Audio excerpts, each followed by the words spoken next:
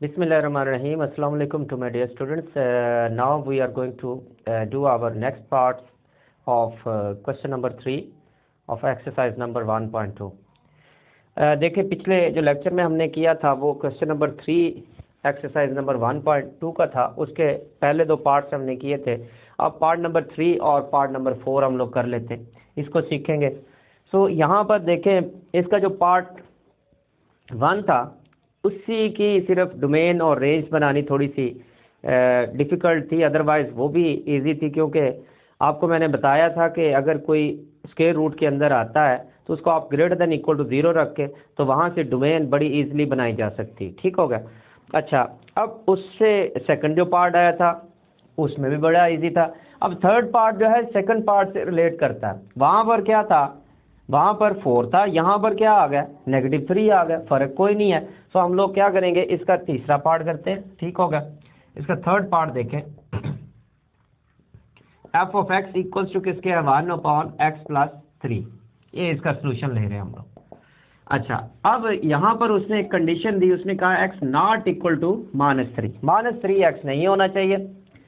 तो इसके अलावा कुछ भी नंबर हो सकता है, लेकिन होगा वो रियल नंबर। ठीक हो गया, कॉम्प्लेक्स नहीं होगा, क्योंकि ये रियल वैल्यूड फंक्शन है, तो इसीलिए इसमें हमारे पास जो वैल्यूज आएंगी वो सारी की सारी रियल होंगी।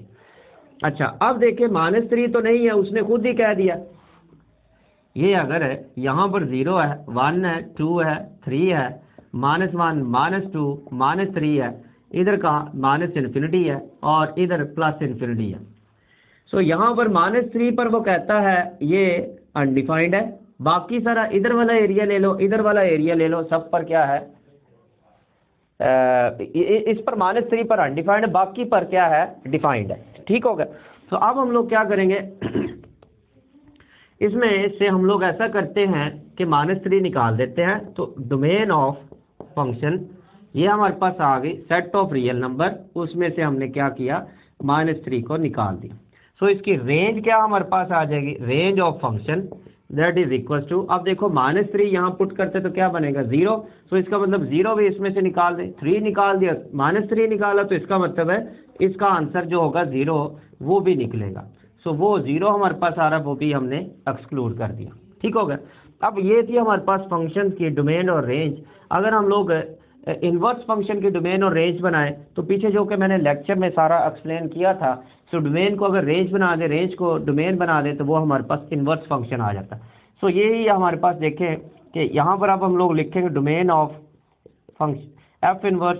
अब ये रेंज डोमेन होगी और डोमेन जो होगी, रेंज जो होगी वो डोमेन बन जाएगी। ये डोमेन है, इसको रेंज बना देते हैं। ठीक हो गया, इसमें से -3 निकाल देते हैं।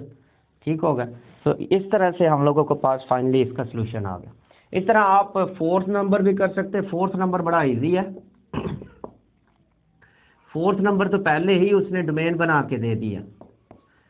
यहाँ देखें x greater than equal to उसने 5 कहा है, यानी कि 5 यहाँ पर 3, 4 और 5 है, और 5 से ऊपर वाला एरिया।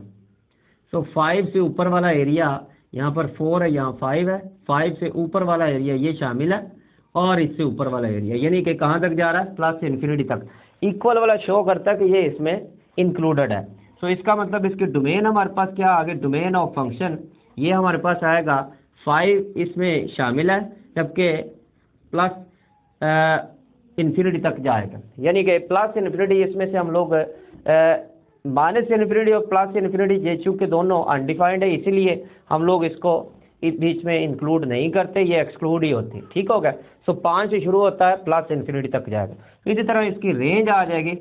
रेंज हमारे पास क्या बनेगी, सो रेंज हमारे पास देखो 5 क्योंकि इंक्लूडेड है, सो 5 को मैं इसमें पुट करता हूँ तो ये क्या बन जाता है, 5 - 5 0 हो गया। सो 5 चूँकि इंक्लूडेड है तो इसका जो आंसर होगा, आउटपुट, वो भी इंक्लूडेड होगा। और कहाँ तक जाकर देखो, अगर नेगेटिव भी अंदर आता है तो स्क्वायर उसको पॉजिटिव करता जाएगा, तो इसका मतलब +∞ तक आएगा। सो इसी तरह हम लोग क्या करेंगे, इसकी डोमेन को रेंज बना दें, रेंज को डोमेन बना देते हैं, तो वो इन्वर्स फंक्शन की आएगी, यानी कि डोमेन ऑफ एफ इन्वर्स वो हमारे पास क्या आएगा, 0 +∞ तक।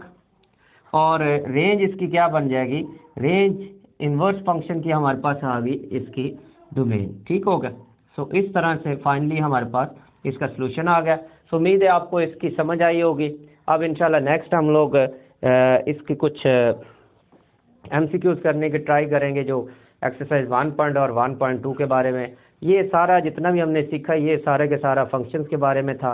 हम लोगों ने क्या किया कि पहले सिंपल फंक्शंस के बारे में सीखा, फिर उसके बाद फंक्शंस की कुछ टाइप्स के बारे में सीखा, फिर टाइप्स के आगे बढ़ते गए हम लोग। फिर क्या किया कि उसके जो कंपोजिट फंक्शंस हैं, एक से ज़्यादा फंक्शंस है, उसको सीखा। फिर उसके बाद हम लोगों ने फंक्शंस जो थे उसका इन्वर्स बनाना सीखा। फिर डोमेन और रेंज, ये सारे हम लोगों ने काम किए थे 1.1 और 1.2 के अंदर। अब उम्मीद है मुझे आपको इसकी समझ आई होगी। अगर किसी को समझ ना आई हो तो वो कमेंट्स में जाकर कमेंट कर सकता है। अदरवाइज अगर आप शुरू से इसके लेक्चर्स लेंगे तो मुझे उम्मीद है आपको समझ आ जाएगी। तो फिर भी कोई मसला हो तो आप कांटेक्ट कर सकते हैं। अल्लाह हाफिज़। और नेक्स्ट मेरे लेक्चर ज़रूर बात कीजिएगा, क्योंकि उसमें मैं नेक्स्ट आपके लिए कुछ बड़ी इंपॉर्टेंट चीज़ें और बड़ी इंटरेस्टिंग चीज़ें ला रहा हूँ।